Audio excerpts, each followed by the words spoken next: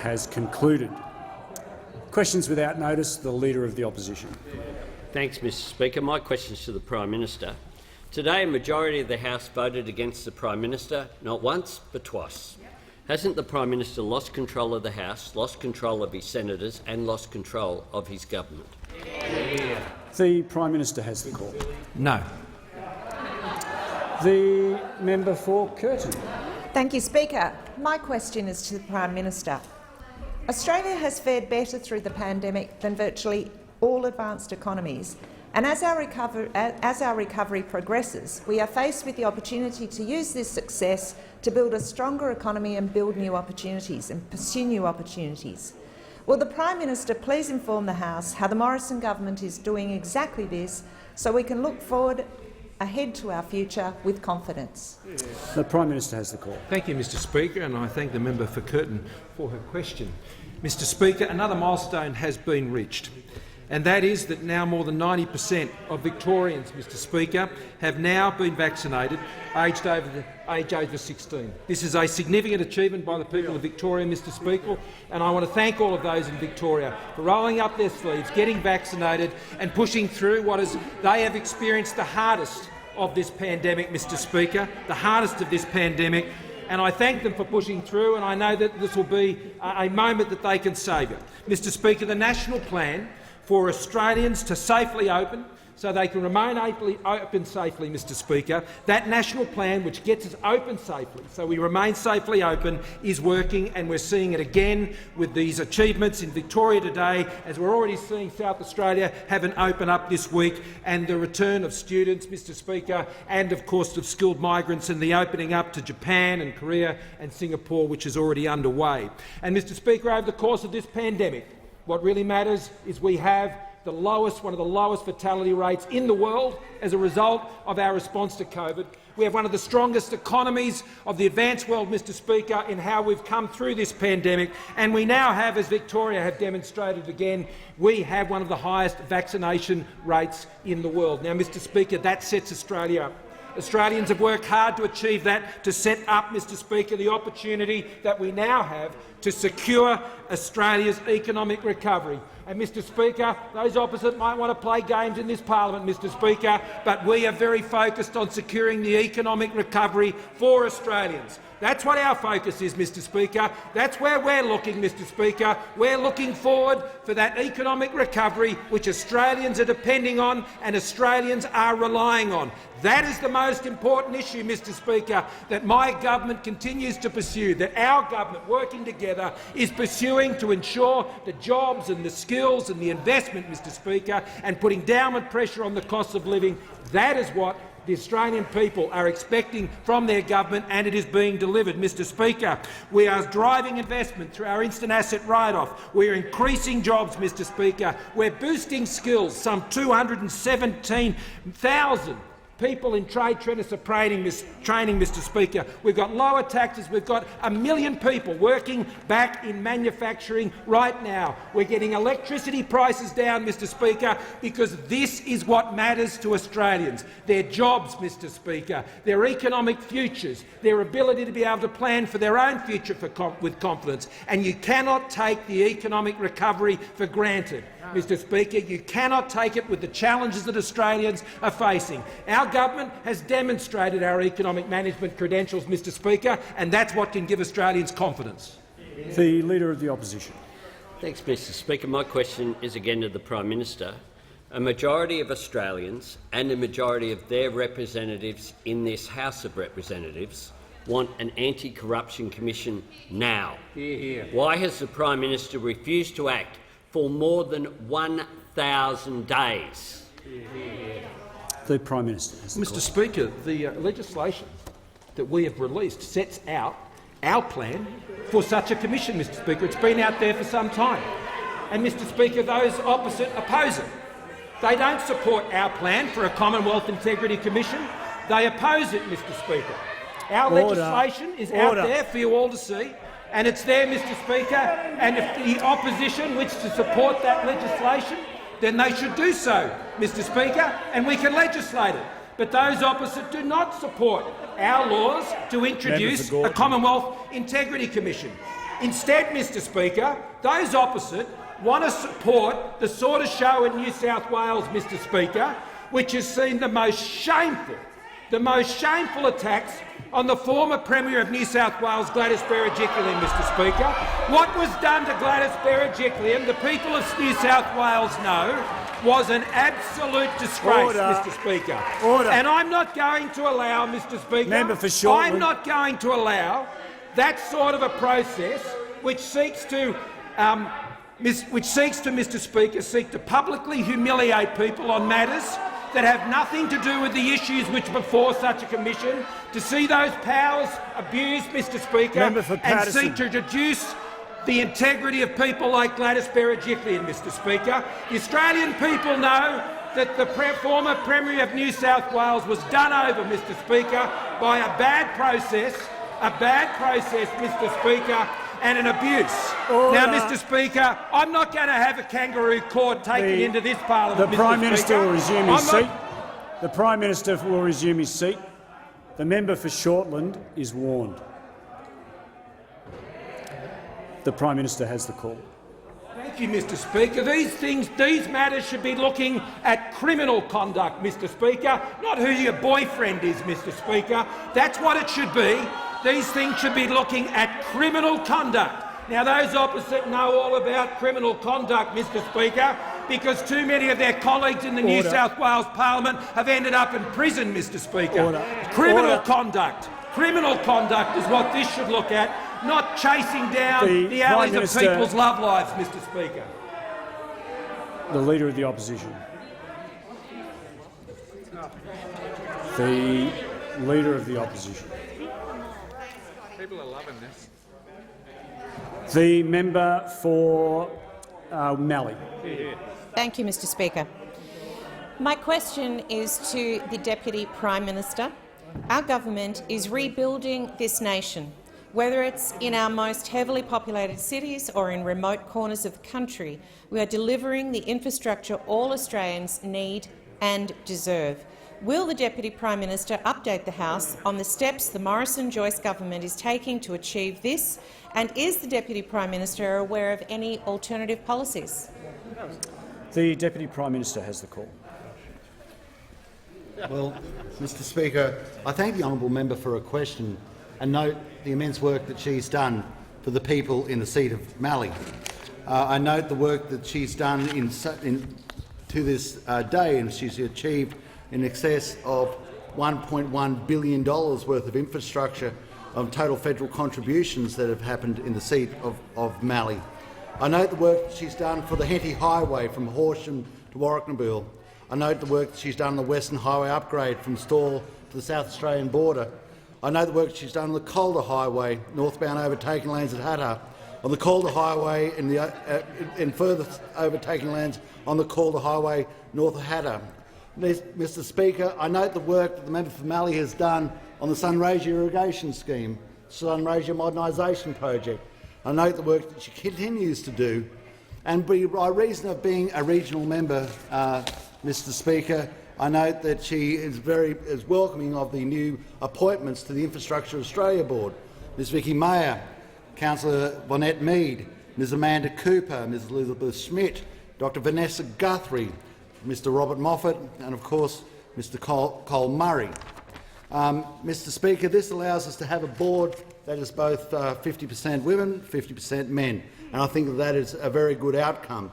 I noted in the initial board of the 12 candidates in the initial board, only 2 were women, and we're making sure that we address that because we believe that people who have the qualifications, that being in business and also being in public service and local government, and also the qualifications of such people as Dr Vanessa Guthrie, a PhD in geology, amongst other things, Mr Robert Moffat, who's been Chief Executive Officer of the Australasian Centre for Rail Innovation. These are the people that show the proper representation across the length and breadth of Australia, both regional Australia and urban Australia, both male and female. And this is incredibly important for the member for Mallee, as it is for the member for Capricornia.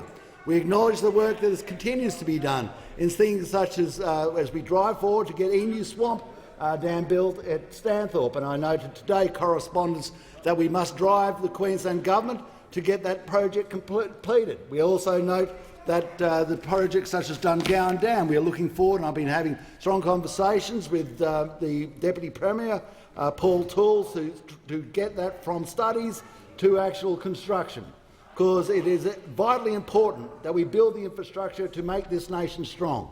Our job is to make this nation as strong as possible, as quickly as possible, and we are doing precisely that, and I welcome the new members of the Infrastructure Australia Board to assist in that process. The member for Sydney. Thank you, Mr Speaker. My question is to the Prime Minister. In December 2018, the Prime Minister stood next to the member for Pearce and announced he would deliver a National Integrity Commission. But more than 1,000 days later, the Prime Minister has not introduced his own legislation and today defied the House of Representatives, which demanded an anti-corruption commission. Why did the Prime Minister say he would create a National Integrity Commission when he didn't mean it? The Prime Minister has the Speaker, call. I did, and that proposal and that draft legislation is out for all to see, Mr Speaker, and those opposite do not support our proposal for a Commonwealth Integrity Commission. Instead, they want one which does not sufficiently provide procedural fairness to individuals that are investigated for conduct, Mr Speaker. They want one that would allow the use of significant coercive powers on low-level misconduct and disciplinary offences. They want one that would not safeguard against vexatious, baseless, politically motivated and time-wasting referrals, which the Shadow Attorney-General is well known for, Mr Speaker, and has a perfect strike rate of making vexatious claims, Mr Speaker, which have been refused by proper authorities, which detract from legitimate investigation. They want to support something that does not include mechanisms to protect national security information, that does not include protections for journalists and their sources, and would compromise potential prosecutions of corrupt conduct by overly publicising investigations. Will resume his seat. The Leader of the Opposition on a point of order. Yes, Mr Speaker. It goes to relevance. This was about why the Prime Minister has not introduced legislation for a National Integrity Commission, which he said he would do 1,000 days ago. It's not about Labor policy. The Leader of the Opposition. The way legislation works is he introduced. The question, the way it is worded, was quite open, in that it was asking why the Prime Minister hasn't done it. The Prime Minister is entitled to answer that, and in doing so he's entitled to a preamble, and with less than a minute, or around a minute into the question, he is entitled to that preamble. But I would ask the Prime Minister to return to the question. Proposal for a Commonwealth Integrity Commission. You have the proposal that's set out in the legislation that is drafted, has been circulated, and the Labor Party have said they don't support it. If you want to support that legislation, and if you want to establish that type of a Commonwealth Integrity Commission, then great. Member for Hindmarsh. Great, bring it in.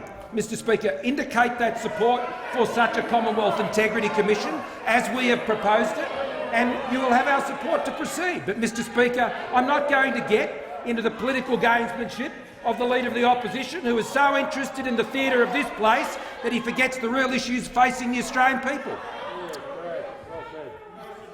The Leader of the Opposition. Yes, Mr Speaker, I'd ask the Prime Minister— yeah, I know that. I'd ask that the Prime Minister table the legislation to which he was referring. The bill is a public document. I'm asking if he would table it. The bill is a public document. Next question. It's an independent question. The member for Clark. Speaker, my question is to the Prime Minister. Prime Minister, in 2019 you explicitly stated that the TPI Federation had a compelling case to restore the eroded compensation of Australia's 28,000 totally and permanently incapacitated veterans. More recently, a Senate inquiry into the matter recommended that the Australian government consider an increase in the TPI payment to arrest and remedy the 7-decade decline in the real value of compensation. Prime Minister, will the government finally stop the delays, rhetoric and obfuscation and recognise the injustice being perpetrated against our TPI veterans? And in particular, will the government rightly increase their payments in the 2021 MYEFO so that the economic loss component is benchmarked to the tax-adjusted minimum wage?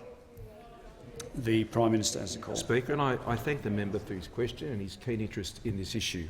Mr Speaker, the government honours and respects the service of our TPI veterans whose well-being has been severely impacted by their service. I have met with the TPI Federation and have heard their case directly. I commissioned an independent review, as you know, of the TPI payment, which was undertaken by the respected former Secretary of the Department of Finance, Mr David Tune. Mr Tune made a number of recommendations the government accepted and progressed in the 2020-21 budget, which included changes to the disability pension, which were then brought forward to be implemented sooner in the 21-22 budget. We welcome the Senate Foreign Affairs, Defence and Trade References Committee report into the TPI payment, and we commend the committee for the thoroughness with which it has considered the complex issues raised in the course of that inquiry. We now consider those recommendations of the committee together with the views of the ex-service community and the previous reviews undertaken into the TPI payment when considering future policy options for support of TPI veterans. But the Minister for Veteran Affairs may wish to add to my answer, Mr Speaker. The Minister for Veterans Affairs has the call. Well, thank you, Prime Minister. Just Minister for Veterans Affairs, microphone's not on. Minister for Veterans Affairs has the call. Thank you, Mr Speaker, and I also thank the member for Clark for his question and acknowledge his service in the Australian Army. On this side of the House, Mr Speaker, we have many veterans, as there are on that side of the House as well, and we know how important it is to make sure that our veterans and their families have the best possible care our country can provide. As the Prime Minister has stated, David Tune did carry out an independent review of TPI payments, and the Australian government, our government, has accepted all of those recommendations. Now, one of his recommendations was to provide targeted assistance to TPI veterans with income-tested pensions who pay private rent. In short, he recommended that we abolish the Disability Income Rent Test from the Veterans Entitlement Act, or VEA. Now, this recommendation is addressed in our bill before the parliament at the moment. It is the Veterans Affairs Amendment Exempting Disability Payments from Income Testing and Other Measures Bill 2021. It's in this House at the moment, Mr Speaker, and what that will do is ensure that disabled veterans will now have the same access to rent assistance as those Australians who receive it from Centrelink. And it addresses a key finding of the Tune review. The Minister will resume his seat.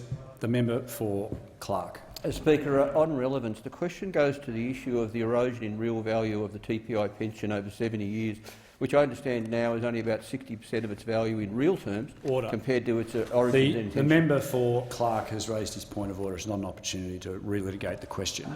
The Minister will return to the question, please. Thank you, Mr Speaker. So I would urge all members of this House and also the other place to support this very important legislation next week and get it passed. In terms of issues relating to MYEFO, they're a matter for the Treasurer, Mr Speaker, but if the member for Clark would like to come and discuss those issues with me or anyone from that side of the House, my door is always open. We'll even put the kettle on for you, member for Clark. The member for Reid. Thank you, Mr Speaker. My question is to our Treasurer. How is the Morrison government's well-established record of providing tax incentives and tax cuts to small family businesses, especially in my electorate of Reid, helping the Australian economy to generate more jobs for all Australians? And is our Treasurer aware of any alternative policies? The Treasurer has the call. Well, thank you, Mr Speaker. I thank the member for Reid for a question and acknowledge her experience in small business, but also as a psychologist, and more than 13,000 businesses in the electorate of Reid are able to apply and benefit from our expanded instant asset write-off, including Jada's Cafe in Five Dock, which has used the expanded instant asset write-off to get a new kitchen. Now, Mr Speaker, there is a fundamental difference between the values that drive the economic policies put in place by this coalition of Liberals and Nationals and the values that drive the coalition on the other side between the Labor Party and the Greens. We believe in lower taxes for families. We believe in backing small business to grow, and we believe in encouraging the individual and their enterprise. And those policies include cutting taxes for small business. And we have cut the headline company tax rate for small business down to 25%, the lowest in 50 years, Mr Speaker, the lowest in 50 years. And we've also put in place the biggest investment incentives that Australia has seen. And those incentives are driving more investment in machinery and equipment across Australia and across businesses in Reid and other electorates represented in this side of the House. And today, in the ABS job data, the payroll jobs data for the last fortnight, we have seen an increase in jobs across the country, Mr Speaker. Jobs are now 3.9% higher than going into this pandemic. And jobs are now higher in every state and territory, Mr Speaker. The Australian economy is on the road to recovery. Now, I'm asked, are there any alternative approaches? Well, the 12th man of Australian politics, the person who brings out the drinks, the member for Rankin, Mr Speaker, he came, Mr Speaker, and gave a speech last night. It was an 11-page speech about himself. 11-page speech about himself. And he spoke about his credentials for the job. He described his experience as being unusual, if not unique. And what was his biggest credential for this job, Mr Speaker? Having worked for Wayne Swan, Mr Speaker. The Treasurer... The Manager of Opposition Business on a point of order. Yeah, Mr Speaker, on your first day in the chair... point of order on direct relevance. On your first day in the chair, you ruled that it was going to be in order for questions about alternative policies. What he's talking about now has nothing to do with policy. It's alternative policies is the question. Alternative policies was the question. The Treasurer has the call, and I'd ask the Treasurer to remain relevant to the question. Well, Mr Speaker, the member for Rankin has showed us what his alternative approach was. It was at the last election with $387 billion of higher taxes that he was the co-architect of, that he said he was proud and pleased of. Higher taxes on superannuation, higher taxes on housing, higher taxes on your income, higher taxes on family businesses that he wants to bring back. Only this side will deliver lower taxes for all Australians. The member for Ballarat has the call. Thank you, Speaker. My question is to the Prime Minister. Is the reason the Prime Minister is blocking an anti-corruption commission to avoid scrutiny of the forging of documents to discredit the Lord Mayor of Sydney, the purchase of land in the Leppington Triangle at 10 times its value, a Cabinet Minister taking anonymous donations and the use of colour-coded spreadsheets to rort taxpayers' money? The Prime Minister has the call. Thank you, Mr Speaker. The government has a proposal for a Commonwealth Integrity Commission. Mr Speaker, the Labor Party do not support it.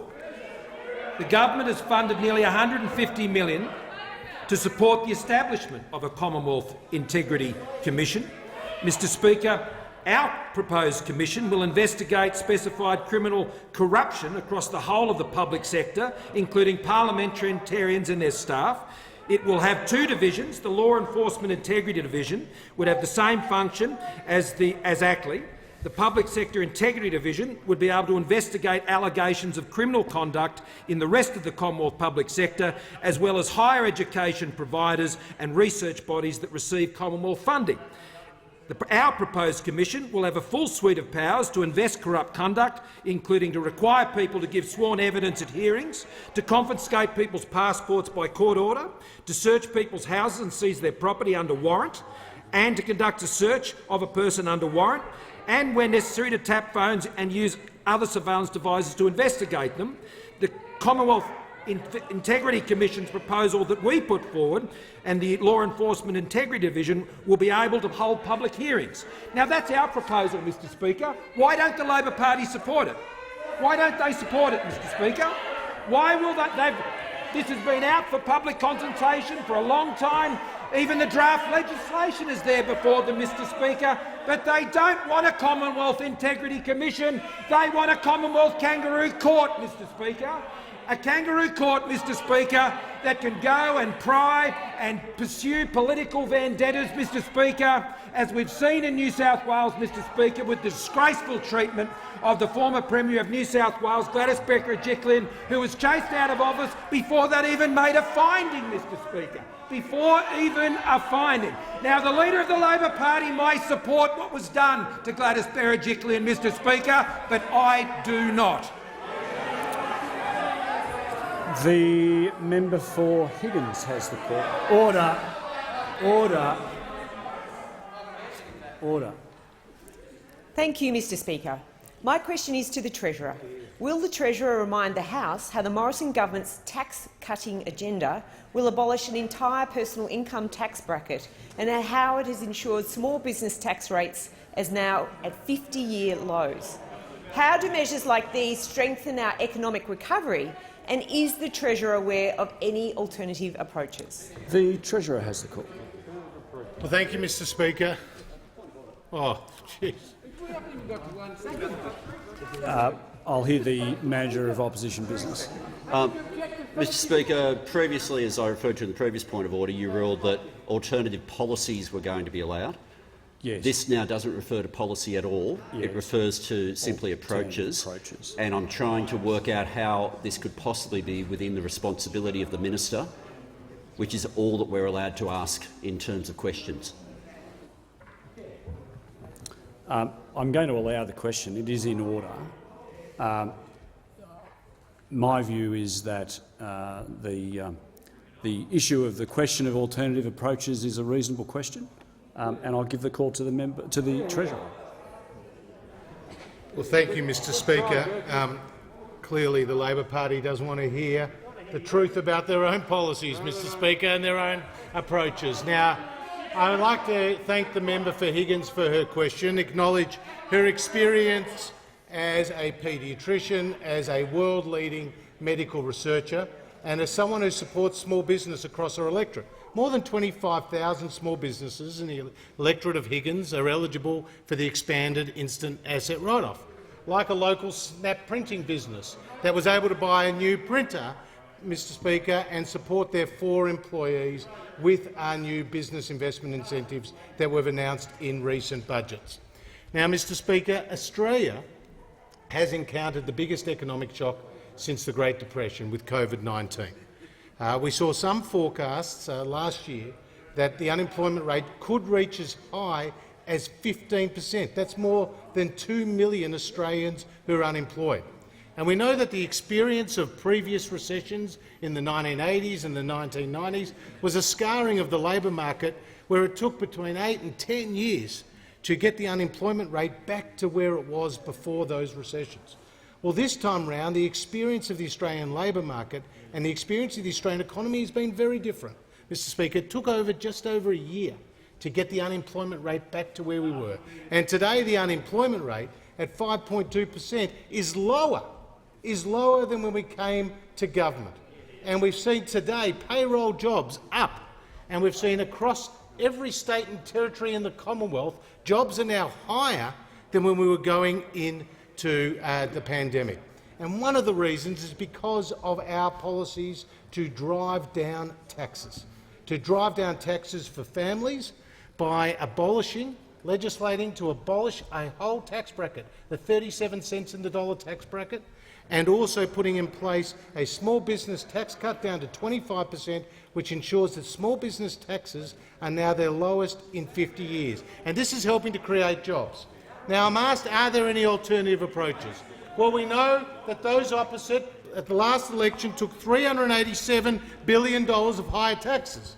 Now, I know they're running around saying that their policies won't be identical to the last election, but I was surprised, maybe not so surprised, to read on the front page of The Australian on the September the 29th the headline, and I read, "Jim Chalmers proposes Bill Shorten-era family trust tax hit," Mr Speaker.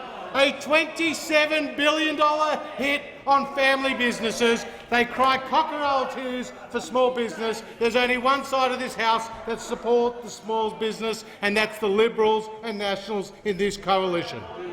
The Leader of the Opposition. Thanks, Mr Speaker. My question is to the Prime Minister. Can the Prime Minister confirm that this week 5 government senators voted for a one-nation bill on vaccines, 1 government member crossed the floor last night to vote against government legislation, and today another government member twice crossed the floor on a National Integrity Commission? Isn't it clear that the Morrison-Joyce government is a complete shambles?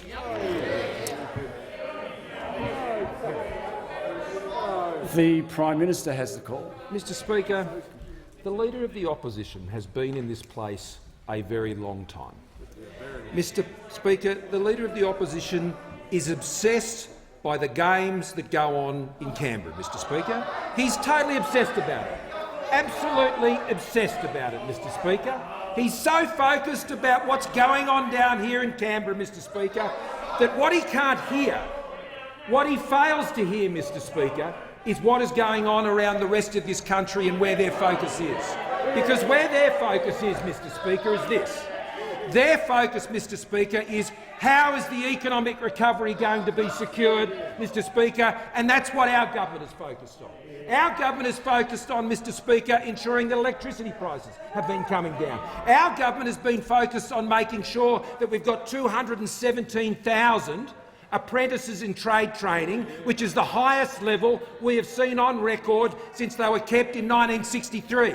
Mr Speaker, our government has been focused on the fact that we now have 1 million Australians who are working in manufacturing. Under Labor, 1 in 8 manufacturing jobs gone, Mr Speaker, gone.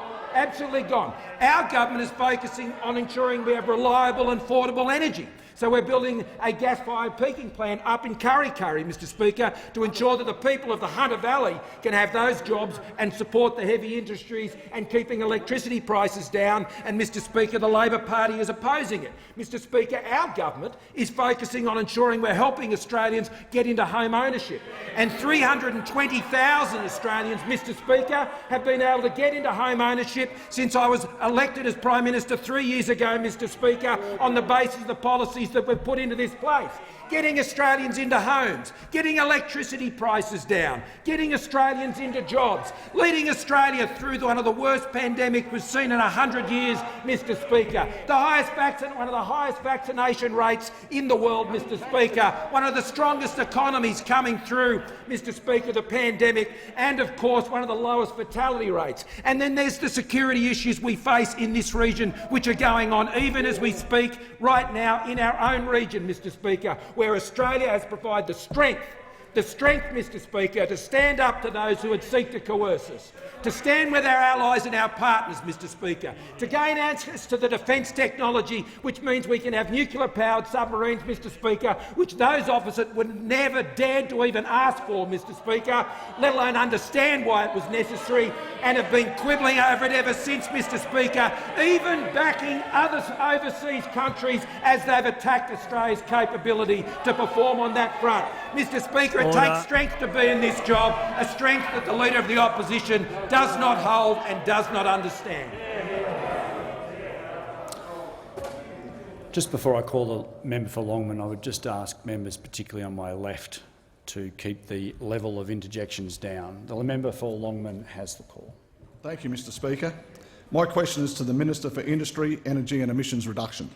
Will the Minister update the House on how the Morrison government is delivering the secure, affordable, reliable energy that families and businesses in my electorate of Longman rely on to reduce the pressure on their cost of living? Is the Minister aware of any alternative approaches? The Minister for Industry, Energy and Emissions Reduction has the call. Well, thank you, Mr Speaker, and I thank the member for Longman for his question. And as someone who was a small business owner before coming into this place, he knows the enormous importance of affordable, reliable power for small businesses, and he knows the key to delivering that affordable, reliable electricity is focusing on the customer, Mr Speaker, and that's exactly what we have been doing in recent years. Mr Speaker, we put in place the Big Stick legislation, and we subsequently saw, which those opposite opposed, Mr Speaker, and we subsequently saw 19 consecutive months of wholesale price reductions. 19 consecutive months of wholesale price reductions. We introduced a price cap on electricity prices for those who aren't able to shop around, Mr Speaker, and as a result of that, we saw prices come down by, on average, $780 for a household and over $3,100 for a small business, Mr Speaker.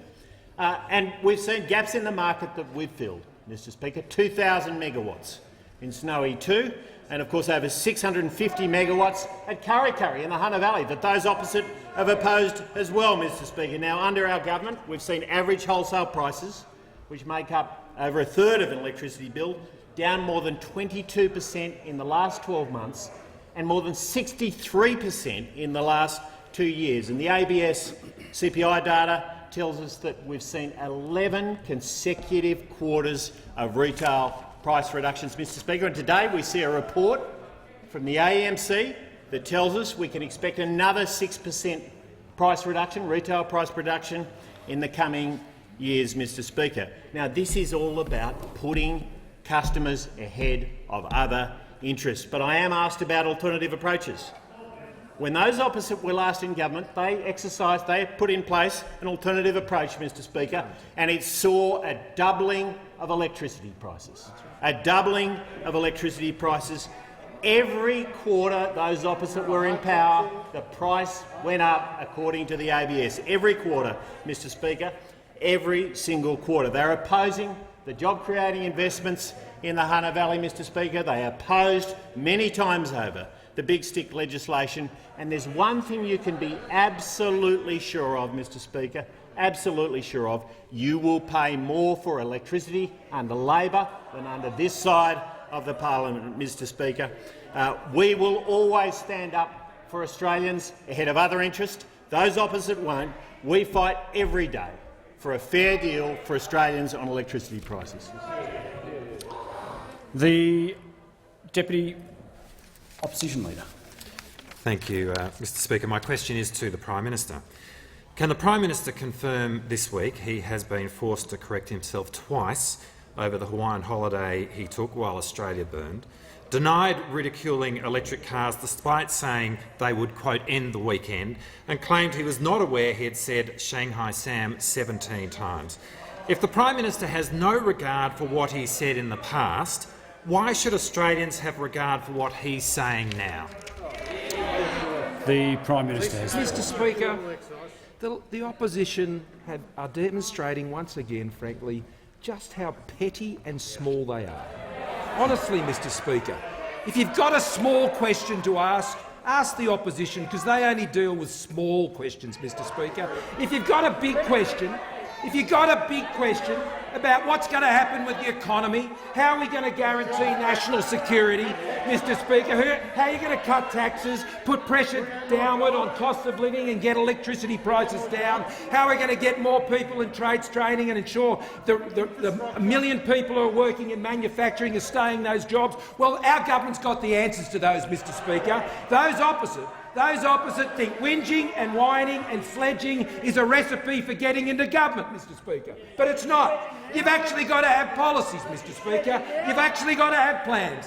You can't just stand up every day and have a whinge and a whine and have a bit of a carry-on, Mr Speaker. And that's why we still don't know what their 2030 target is. We still don't know what all their tax policies are. And that's why we can only go on what they've done before. That's all we can go on, what they've done before. And what have they done before? $387 billion of higher taxes.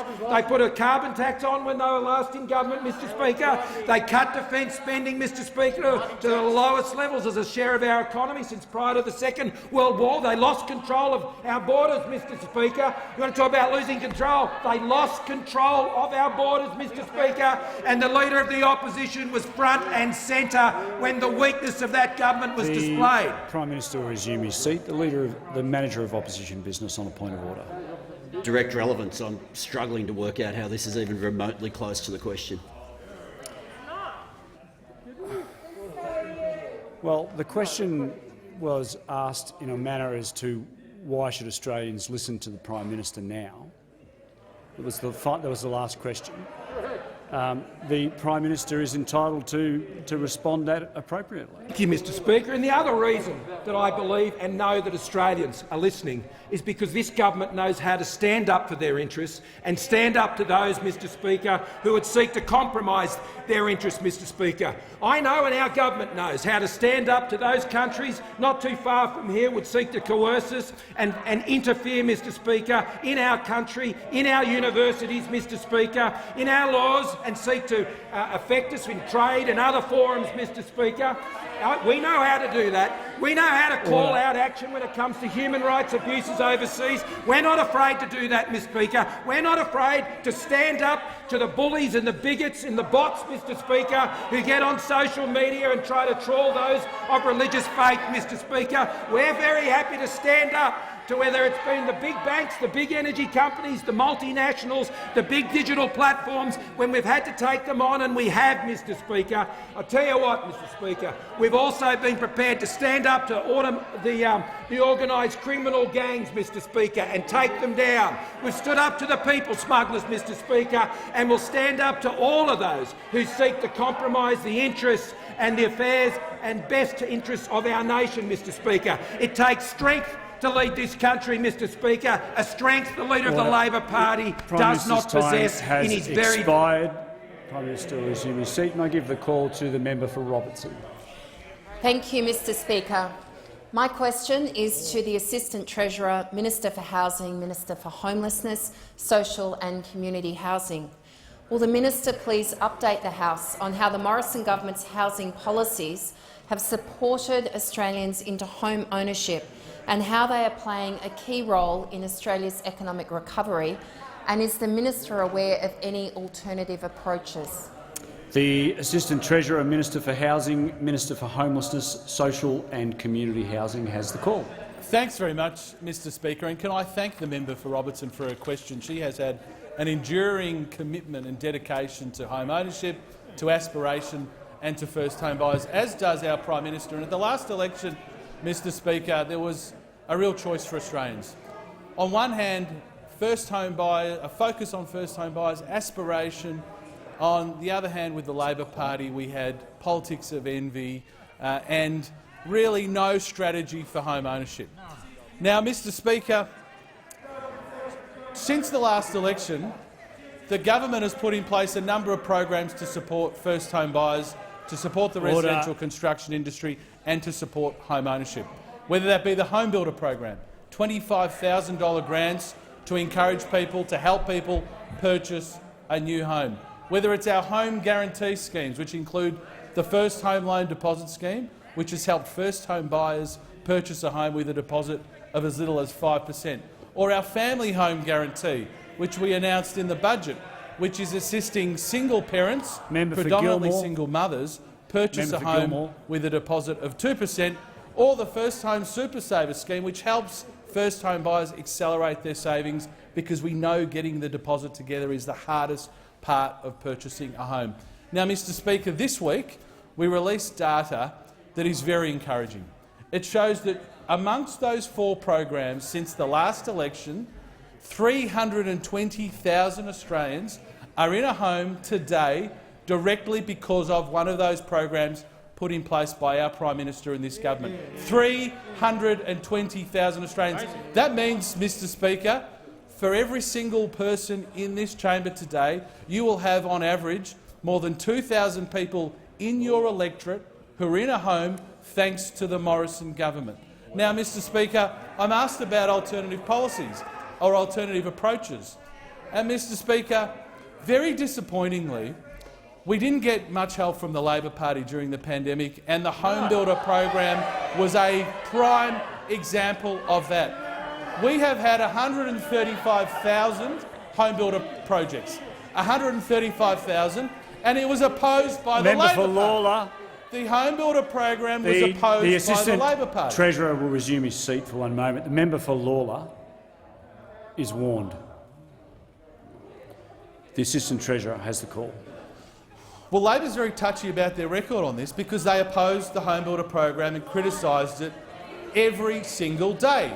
And 135,000 projects have been confirmed under the Home Builder program. More than 250,000 Australians are in a home with the help of the Home Builder program, and the Labor Party opposed it. And the Leader of the Opposition, in remarks related to Home Builder, said it was funding pearl taps and gold baths. Well, I can tell the Leader of the Opposition it's helped first home buyers get into a home. The member for Sydney has the call. Thank you, Mr Speaker. My question is to the Prime Minister.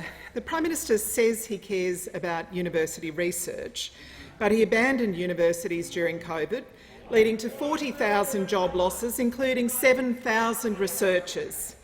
Research centres closed, including, unbelievably, the National Flood Research Centre in Lismore.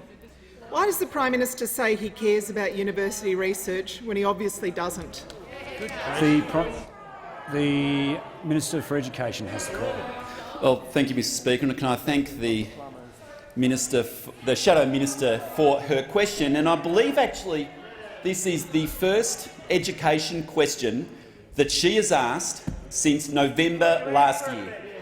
That's how much she cares about education in this place. The very first question asked of the Prime Minister or myself in relation to education all year. Now, in relation to university policy, Mr Speaker, as the Shadow Minister would know, we put an additional $1 billion of money into university research during the pandemic. And just yesterday, Mr Speaker, we announced $242 million of extra funding, just yesterday, for trailblazing universities who want to commercialise their research. Mr Speaker, of course, on top of that, we've added an additional 100,000 university places, which of course provide opportunities for Australians, but additionally support the university sector as well. And so then when you look at the numbers, and you can go to the numbers, and I encourage the Shadow Minister to do that, you look at 2019 and the university sector received $17.3 billion from the Commonwealth. In 2021, it was $20.4 billion, Mr Speaker. We have been there to support those academics, we've been there to support the research, we've been there to create further opportunities for Australian students, and there has never been more opportunities for Australian students than there are today, and so many of those courses are cheaper under us as well, Mr Speaker, particularly those courses which lead into a job. Mr Speaker, yesterday the Prime Minister announced further policy to support the university sector and translate their great ideas into commercial products, and they know that we are backing them. The member for Mackellar has the call. Thank you, Mr Speaker. My question is to the Minister for Home Affairs. Will the Minister please update the House on how the Morrison government is ensuring our intelligence and law enforcement agencies have the resources they need to counter the threat of ideologically motivated violent extremism and keep all Australians safe? The Minister for Home Affairs has the call. Well, thank you, Mr Speaker, and I thank the member for his question. Our government strongly condemns anyone who incites violence and hatred, no matter what their motivation may be. Our law enforcement agencies target criminal activity, regardless of an individual's ideology or their background, and they won't hesitate to bring the full force, the full weight of the law on any individual or any group that actively threatens the safety of others. Mr Speaker, we know that ideologically motivated violent extremism, in particular nationalist and racist violent extremism, comprises around 50% of ASIO's priority onshore counter-terrorism caseload. Now, this sort of extremism has been in ASIO sites for many, many years, and it has maintained continuous and dedicated resources to this area. Now, last year alone, 3 nationalist and racist violent extremists were charged with terrorism offences, and 1 individual, Philip Galea, was sentenced to 12 years imprisonment following his conviction for terrorism offences. Now, let me be clear. There is absolutely no place in Australia for those views, and there never will be. When the Coalition came to government, no ideologically motivated groups were listed as terrorist organisations. We changed that. We listed Sonnenkrieg Division, And yesterday I announced our intention to list the Base, another disgusting and abhorrent neo-Nazi group. And I was frankly disappointed that others who should know better seemed almost dismissive of this action because it is a predominantly overseas-based group. This shows a very serious and dangerous misunderstanding of the way these groups operate and the threat that they represent to us here in Australia.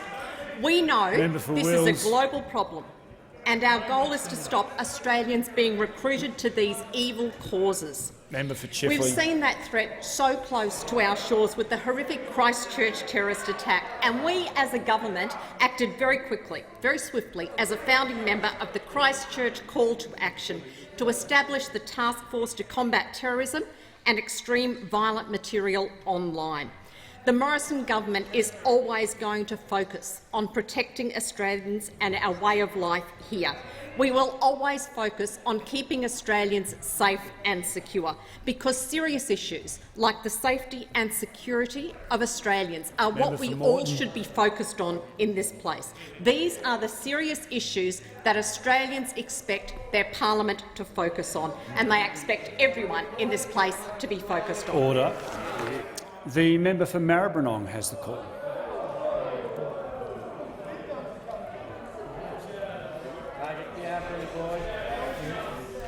Thanks, Mr Speaker, and congratulations on your election. Thank you. My question's to the Prime Minister. Eligibility for the National Disability Insurance Scheme requires that a person have a profound and severe lifelong disability. But today, on the front page of The Australian, his NDIS minister says that the scheme was never intended to function as a welfare scheme for life. Does the Prime Minister agree with his minister that Australians living with a lifetime of profound and severe disability should expect a lifetime of NDIS support? The Prime Minister has the call. Thank you, Mr Speaker.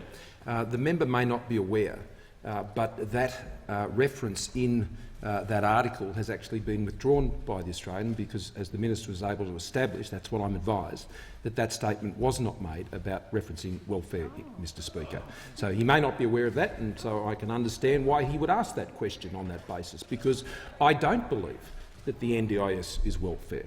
I do believe the NDIS, Mr Speaker, is provided to ensure people with permanent disability have, as much as we possibly can, the same opportunities as other Australians do.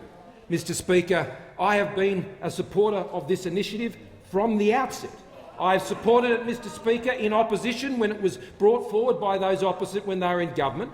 I have supported it as a social services minister. I have supported it as a treasurer, and I have supported it as a Prime Minister. And, Mr Speaker, I support it because it provides— Prime Minister will resume his seat. On a point of order, the member for Maribyrnong.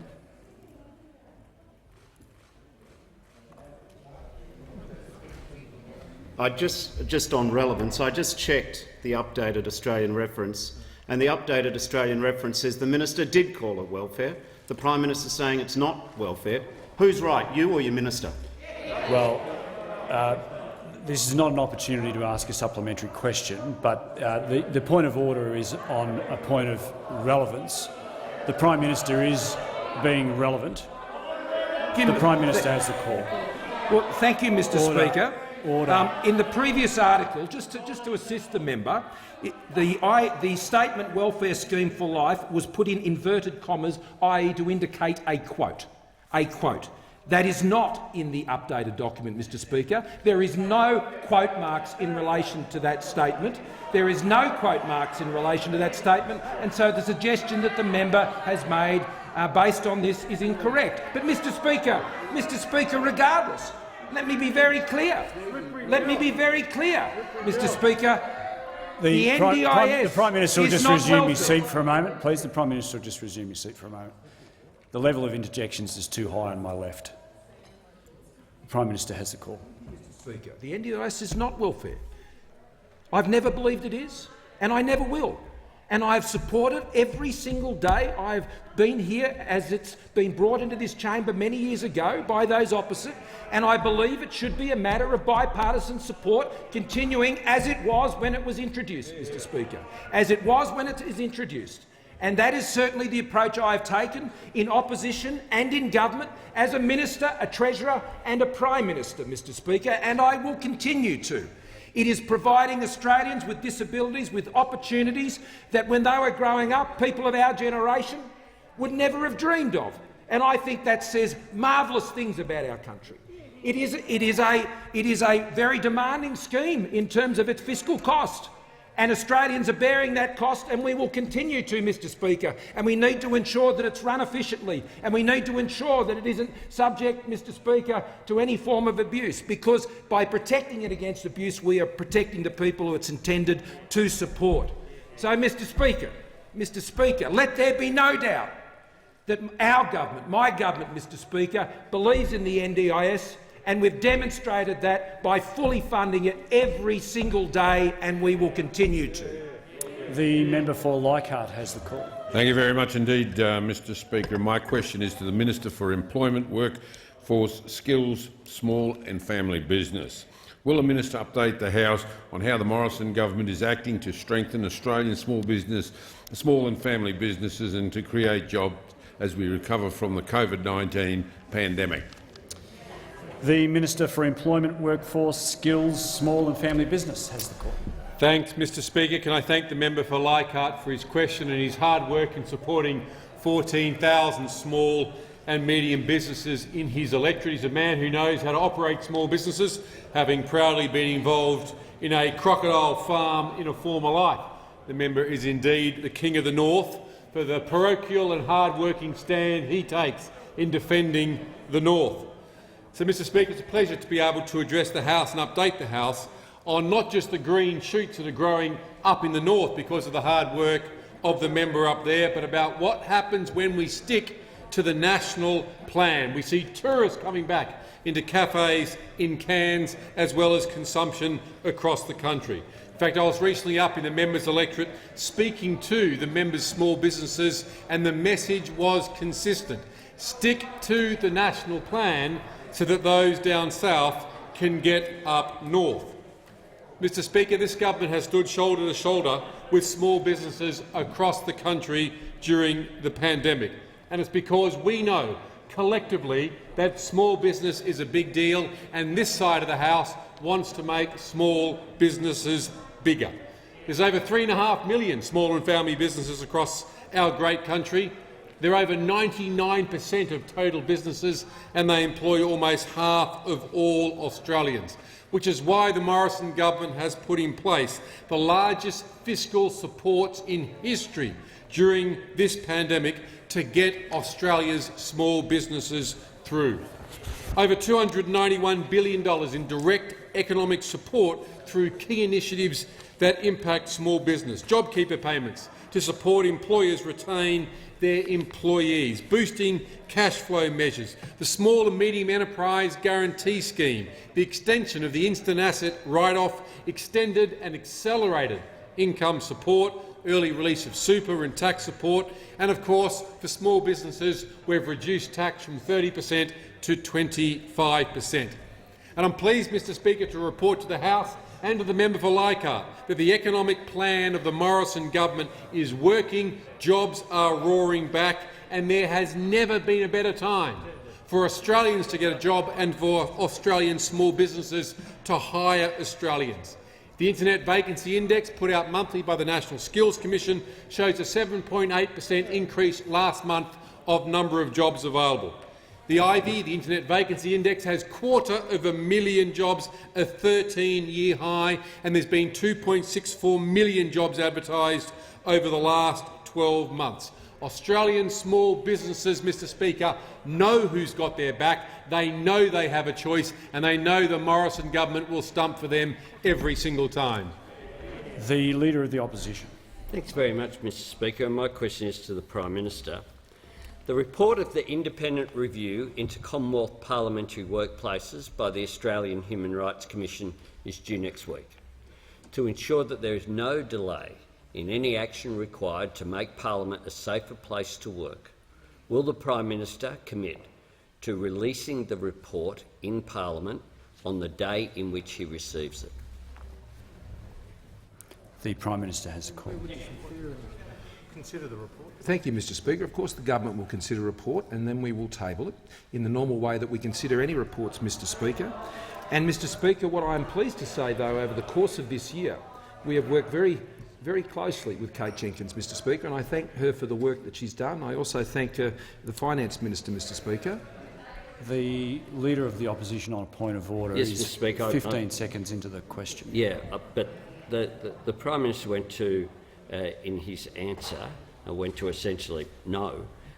This has been a bipartisan process under Commissioner Jenkins, and we're asking if it will be tabled here. The Leader of the Opposition will resume his seat. The Leader of the Opposition, the Leader of the Opposition, on a point of order. On the point of order, is it a point of order of relevance? So the Prime Minister is being entirely relevant. The question was in relation to whether, I'm assuming the Leader of the Opposition was asking about the releasing on the day, and the Prime Minister indicated that it would be released. And the Prime Minister is only 40 seconds into his question. The Prime Minister has the call. Mr Speaker, I said we would consider the report and then we would release it, Mr Speaker. The government, in these occasions, always. Mr Speaker, the Leader of the Opposition may be seeking to try and politicise this again, Mr Speaker, in seeking to try and score political points in all the games he's seeking to play in Canberra this week, Mr Speaker. I'm not going to be distracted by the political games of a lifetime politician in the Leader of the Opposition, Mr Speaker, who is so focused on the issues, Mr Speaker, and the games that are played here, Mr Speaker. The issue that is raised in the question, though, is a serious one, Mr Speaker. The Prime Minister will resume his seat on a...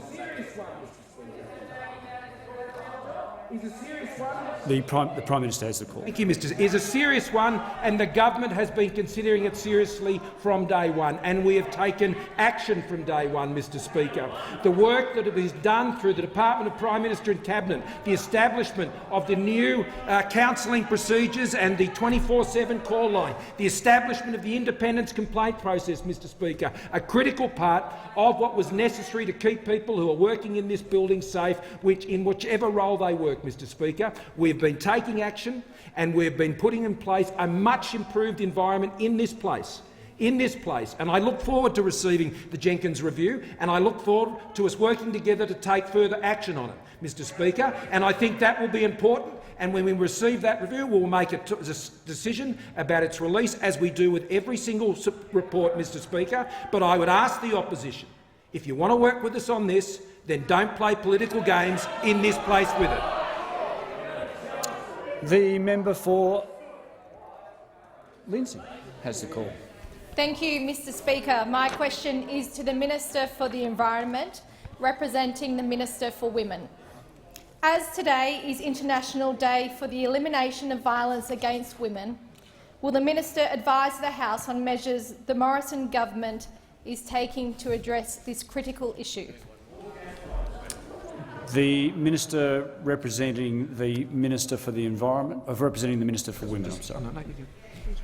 Thank you very much, Mr Speaker. Can I thank the member for her question and commend her on her outstanding work with women's leadership, something she has a history in internationally in her electorate of Lindsay. Today is the International Day for the Elimination of Violence Against Women, a day to take stock of the challenge we face and remember those we've lost to this insidious cause.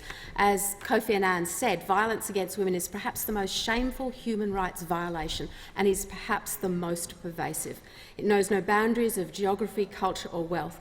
As long as it continues, we cannot claim to be making real progress towards equality, development and peace.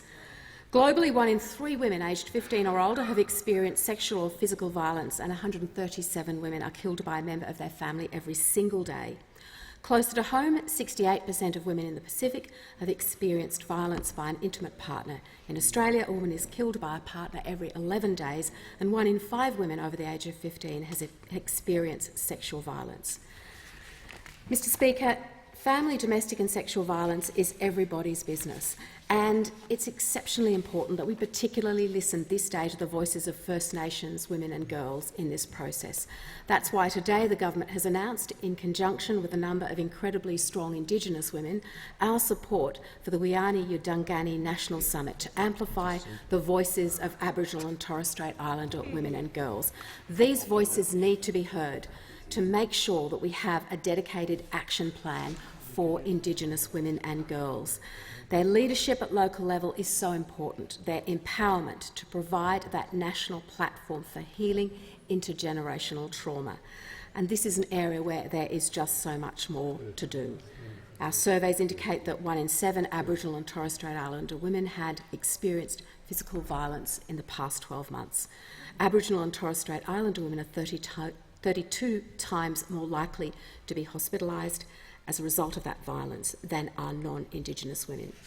We are taking a leadership role. That was why yesterday we committed to establishing a Domestic Violence Commission and Commissioner. There is, as I always say in this area, much work to do as we recognise and respect those who do that work on the front line every single day, not just today. This government and this parliament are resolute in the aim of stopping violence against women and children. We're not there yet, but we will continue to do everything we can to get there. The Leader of the Opposition on indulgence. Yes, Mr Speaker, just briefly, I associate myself with the comments, I think, of all Australians who want to see the scourge of domestic violence stamped out in this country. It is a stain on our nation, and the fact that one woman will die on average every week, and the fact that every single night women and children are turned away from refuges. Thank the Leader of the Opposition. The Leader of the Opposition has the call. Thanks, Mr Speaker. My question is again to the Prime Minister, and I refer to the Jenkins Review into Commonwealth parliamentary workplaces by the Australian Human Rights Commission. Isn't it the case, Prime Minister, that both sides, and indeed all of the parliament, participated constructively in that review? Isn't it also the case that the best way to ensure these issues are not politicised is by being transparent and tabling the report when it is received by the government next week? The Prime Minister has the call.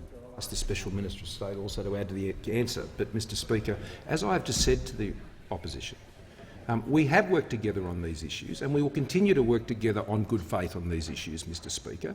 And the government will receive the report and consider it, and then it will release it. That is the way these matters are held, and we will do that process in good faith, Mr Speaker. We will do that if the government, if the opposition is trying to accuse the government of bad faith on this, Mr Speaker, then they can do that. But I don't think that would be constructive. What I've said is we'll continue to engage in this matter in good faith. We will receive the report, we'll consider it, and we'll release it, Mr Speaker. And once we receive that report, we'll be in a position to advise the House further. But the Special Minister of State may wish to add to the answer. The Special Minister of State has the call. Thank you, Mr President. Congratulations on your election. Sorry, Mr Speaker. Can I just say to the House that we all have a responsibility as members of Parliament to our workplace and to our staff, that this has been a very important piece of work done by Kate Jenkins. It does deserve to be above politics. It is the government's intention to work with the opposition and with the Leader of the Opposition in relation to the implementation of this report. I don't believe that this is a matter that we should be debating in question time today. The Leader of the Opposition is quite right if you'd like to ask questions here. But there has been never an indication from the government that we would do anything other than seek to work with all members of Parliament, including the crossbench, including other minor parties, and with the Leader of the Opposition and the Labor Party in relation to this very, very important piece of work. I'd like to thank all of those members of Parliament that have participated in the Jenkins Review, to thank also all of those staff members that we owe it to provide the best possible workplace here in this Parliament. We owe it to those staff, we owe it to each other to make sure that we do provide that best possible workplace. And how this government deals with this review, once it's received, at this point, given that it's a Human Rights Commission review, I can't tell you what time of day it will be received by the government. But it is the government's intention to ensure that we put the politics of this behind us, that we focus working cooperatively with all members of Parliament, including the Leader of the Opposition, to make sure we do our duty to provide the best possible workplace for our staff, and we will engage further with the Leader of the Opposition, with leaders of other parties and with the crossbench in relation to this review once it has been received by the government. But a suggestion that the government would sit on this review, a suggestion that we would withhold this review, is something that I would like to make very clear to all members is not something that this government is entertaining at all. The minister has completed his answer. The member for Menzies has the floor. Mr Speaker, I asked the Minister for Veterans Affairs and Minister for Defence Personnel if he would update the House on how the Morrison government is ensuring that Australian veterans continue to receive the crucial financial support that they deserve.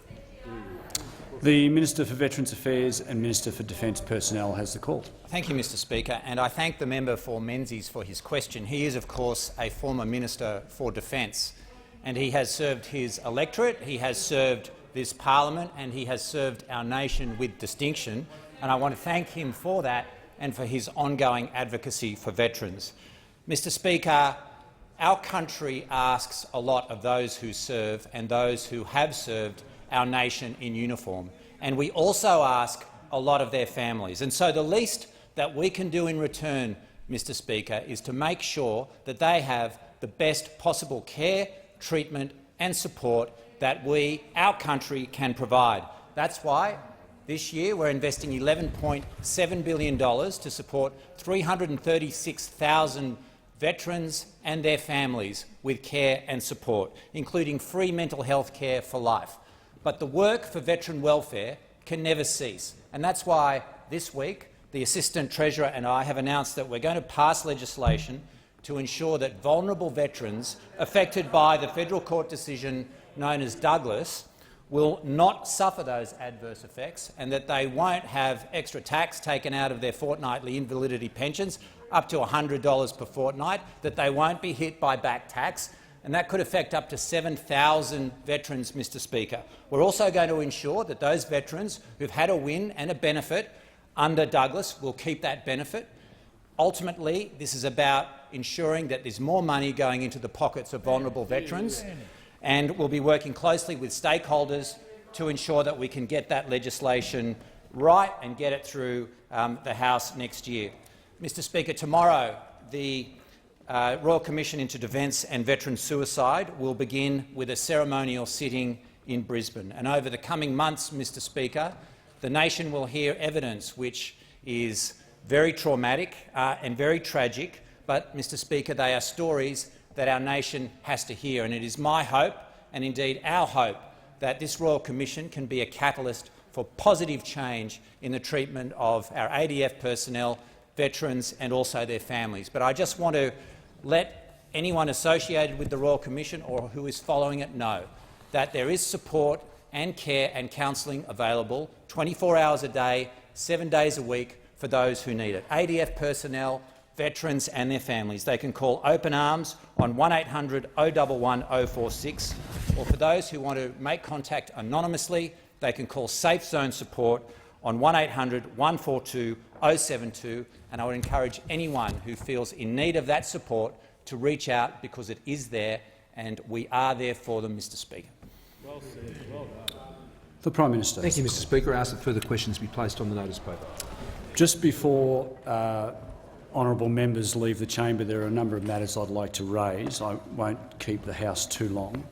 First is in relation to the suspension motion that was moved today by the member for Indi. I'm going to just make an explanation as to what's happened. Over the most of the last 2 years, the House has adopted different formulations of certain questions on motions as they are put to a vote. The different formulations have been adopted as a means of reducing movement across the chamber and thereby reducing risks associated with COVID-19. In relation to motions to suspend standing orders, because of the current formulation of the question, in the overwhelming majority of cases, those questions are decided for the ayes, in favour of the question, that the motion to suspend standing orders be disagreed to. Earlier today, the member for Indi moved a motion to suspend standing orders. Following debate on the suspension motion, the initial question was decided for the noes, that is, disagreeing to the question, that the motion to suspend standing orders be disagreed to. A second decision was needed on a differently formulated question, simply because a decision against a proposal to disagree to a motion is not the same as a decision in favour of a motion. The second question enabled a vote on whether the suspension motion should be agreed to, which is the question under Standing Order 47C. That requires an absolute majority in order for it to be carried. If members thought this was unusual, they are correct, as there is usually no need for a second question because of the result of the initial question. I regret if members were concerned about having to change sides of the chamber to vote, given the COVID safety arrangements the House has been operating under. On the other hand, this one exception in almost 2 years highlights just how successful the arrangements have been. I have another matter, and that is in relation to the matter of privilege that was raised by the Manager of Opposition Business on Tuesday. That is, the Manager of Opposition Business raised as a matter of privilege whether the member for Pearce had failed to comply with the resolution of the House regarding the registration of members' interests such as would constitute a contempt of the House. Having previously raised this matter on the 18th of October, the Manager of Opposition Business stated that new information had come to light by way of an interview on Tuesday morning given by the member for Casey, the former Speaker, which might cause the House to reconsider the matter being referred to the Committee of Privileges and Members' Interests. I've considered the statement carefully by the Manager of Opposition Business, and I've carefully reviewed the documents which he provided. The interview with the member for Casey he referred to, in my view, does not reveal new information relating to the substance of the matter of privilege raised. Order. Accordingly, as the House has recently decided not to refer the matter to the committee, and in the absence of new information of substance to the matter, nothing has been raised with me that would cause me to support priority being given over other business to a motion for referral of the same matter to the committee.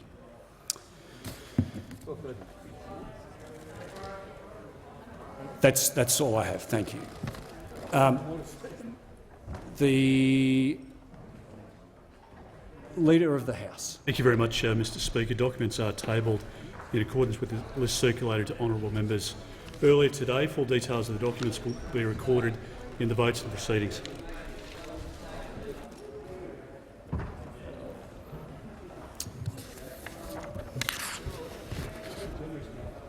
Can I have that? Yeah. Thanks. I present the Auditor-General's Performance Audit Report No. 10 of 2021-22 entitled Administration of the Research and Development Tax Incentive, Industry Innovation and Science Australia, Department of Industry, Science, Energy and Resources, the Australian Tax Office.